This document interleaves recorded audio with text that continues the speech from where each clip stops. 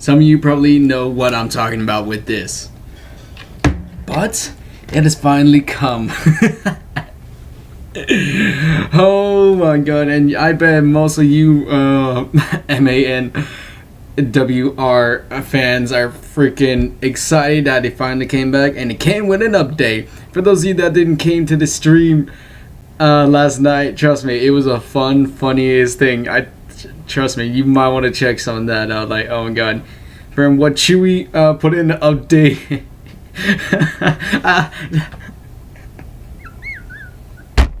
Oh, don't make me laugh, man. Stomach hurts when that does it. Just gives me my tone.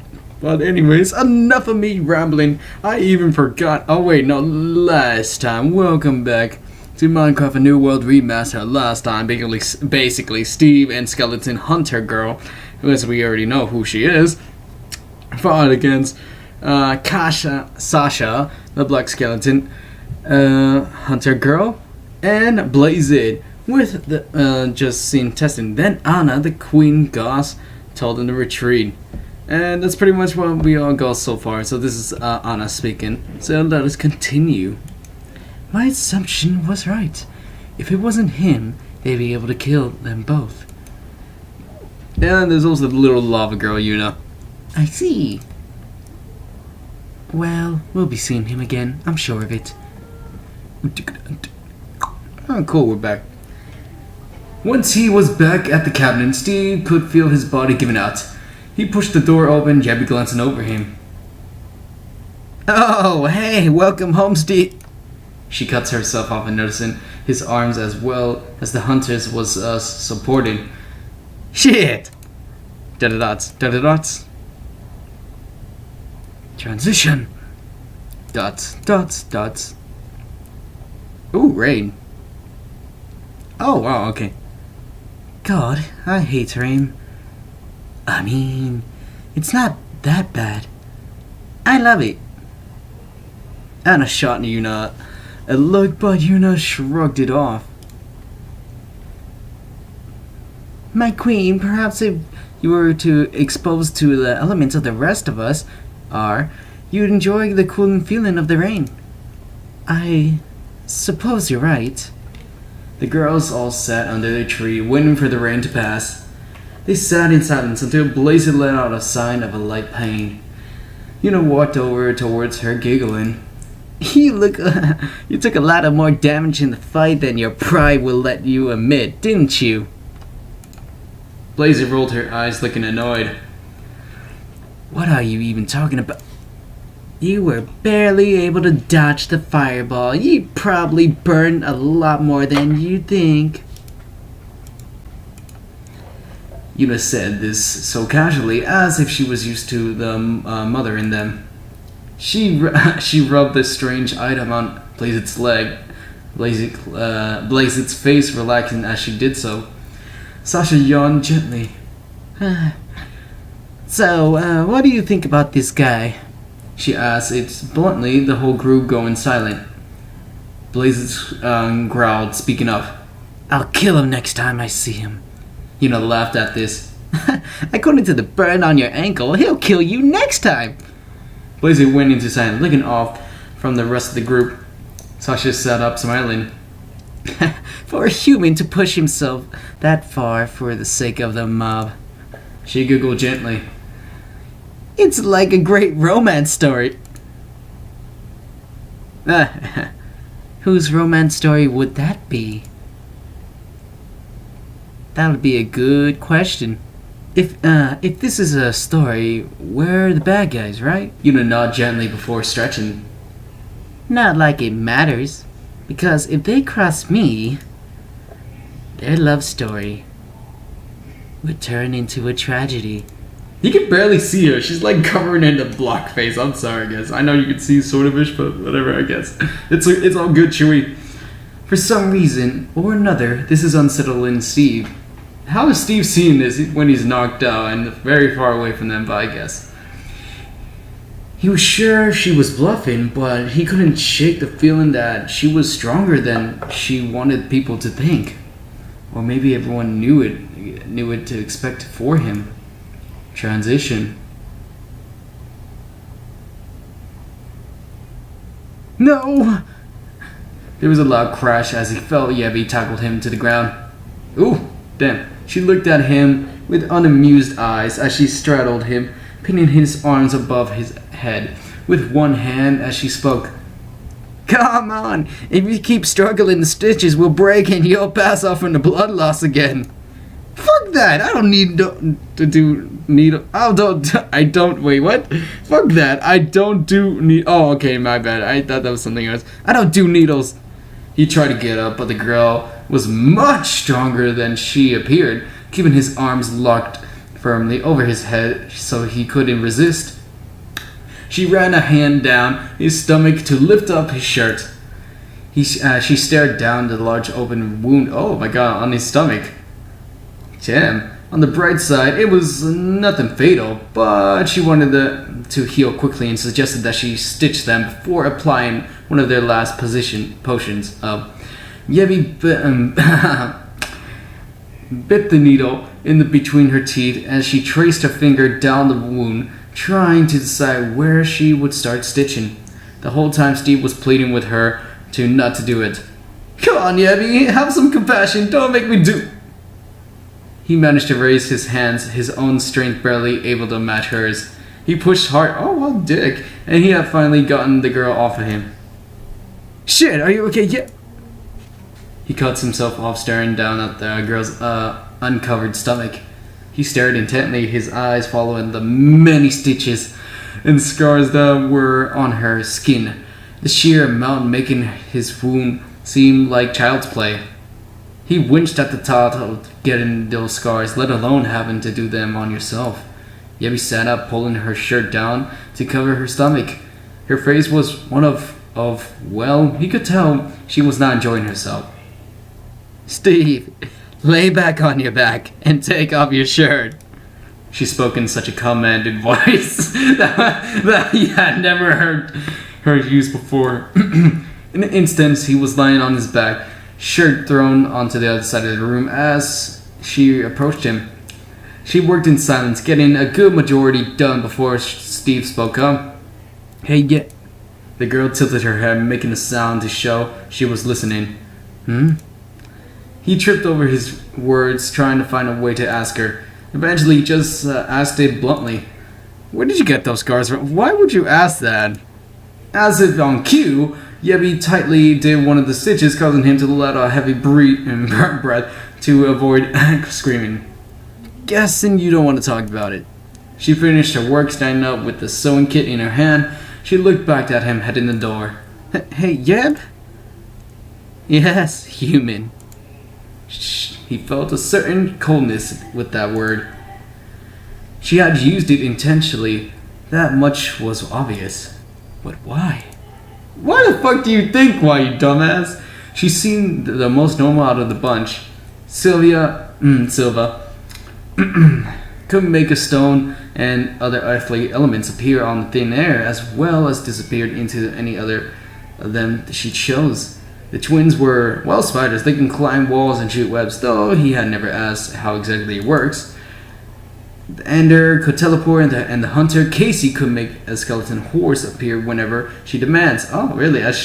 Well, she had an infinite supply of arrows in her quiver. That being said, Yeabi didn't show any special abilities. She just sort of existed.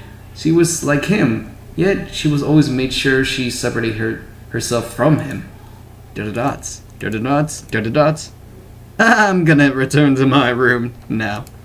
Steve opened his mouth to speak, but she had already left. Oh, okay then. Go after her. Go upstairs. Oh, snap! I gotta be careful with my choices now. Like, I really do. This is gonna be getting more harder now, guys. Like, shoot, man. Let me quick say this. I want to see how this is gonna go. Alright, let's just go after her and see if she's okay. Steve sat up in the bed, pushing himself to his feet as he walked shirtless down the hallway. He stopped at the door and marked to Yeabi. He knocked gently, waiting for a while. No response. He turned the doorknob, slowly pushing the door open. He walked into the room. The first thing he noticed was how much bigger it was than his own. Damn, it actually is. He walked up to the bed, spotting Yeabi wrapped in blankets. Oh, he sighed gently, turning around to leave, spotting a book on the ground. He picked up the book off the floor. It had worn a leather cover and had a few stitches on it. He opened the book, looking at the writing on the inside. No, don't look at that. Unless that's her diary or something, I don't know. The author of the book wasn't specified. Oh, instead the book opened to a bunch of notes. Human reanimation and the illusion of living. He asked gently. Almost instantly, he felt a heavy hit, oh my god, to the back of his head. Yeabi hit up hard with no remorse at all. What do you think you're doing? She asked, giving him a look that made him know he should explain fast. I wanted to come to talk to you and thank you for everything you've done, but I thought you were sleeping, so It's okay. She said so normal, almost as if she hadn't hit him hard enough to make him light-headed. She stood from the bed, walking closer to him. She smiled at him before speaking.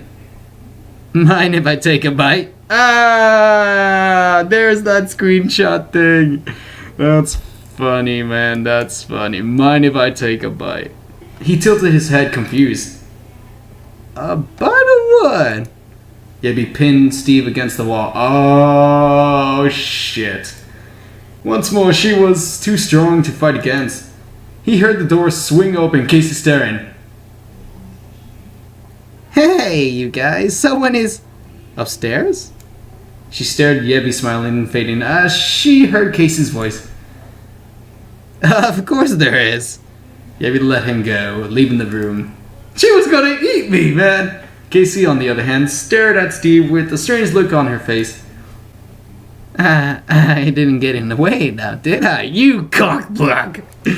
No, not at all. I'm confused to what she was about to do anyway.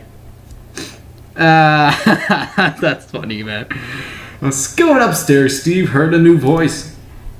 So, you're saying you need me to make more than usual? Exactly. We have no problem paying for them. I'm gonna guess that's Lilith. No, that's quite fine. I usually have a few extras anyway.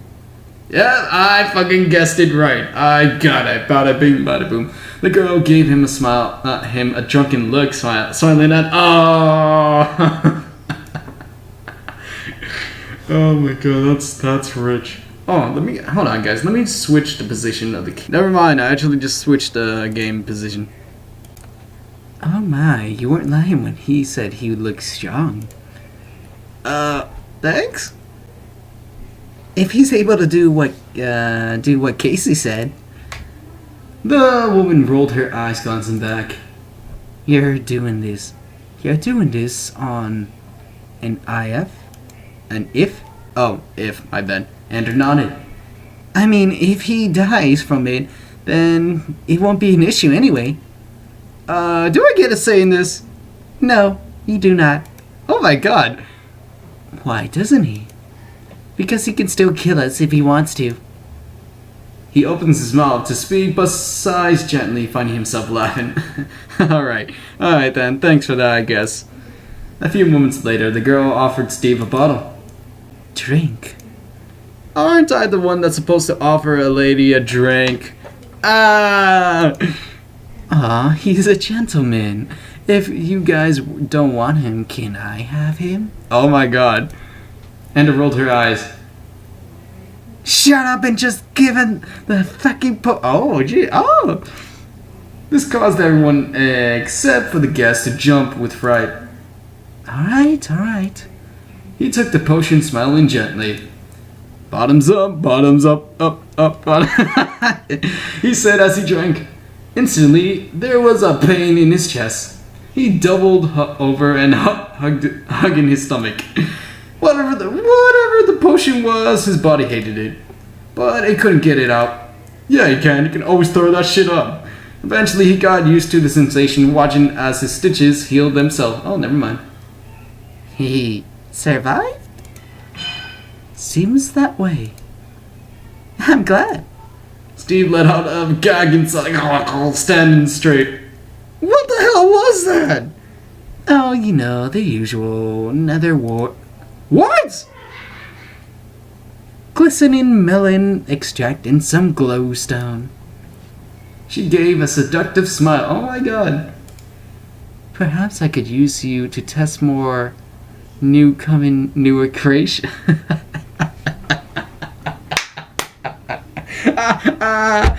It's fucking David. He'll pass. You are no fun, Ender. He passed your test. Now, he has a say, right? Ender gave an annoyed sound, but shrugged. Fine, do whatever you want with the human. Great. What did you just sign me up for? You know what? I think I'm gonna leave it up for right here for right now. We're gonna find out what's gonna happen next to our protagonist. If I was the main protagonist. Nah, just joking.